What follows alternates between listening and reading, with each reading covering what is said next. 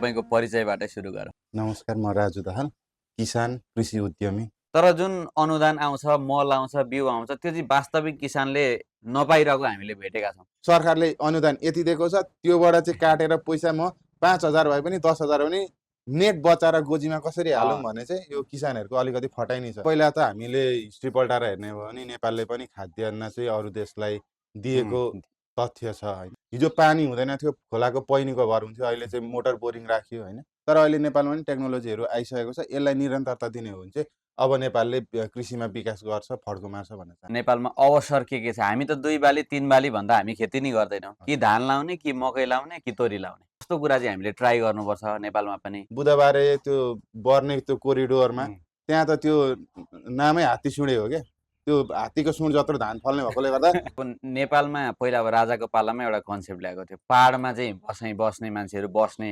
तराईमा चाहिँ खेती गर्ने भनेर कन्सेप्ट ल्याएको थियो। अब यहाँ त प्रत्येक गाउँहरू चाहिँ सहरमा परिणत भइरहेको छन् क्या। र अब चाहिँ रहका जमिन अब घर त निकालेर फेरि पहाड पठाउने कुरो भएन, तर अब जति जमिन रहेको छ त्यसलाई चाहिँ व्यवस्थापन गर्नु पर्यो प्रपर। नेपालमा चाहिँ एग्रिकल्चर मेसिनरीहरूको उपलब्धता कतिको छ त?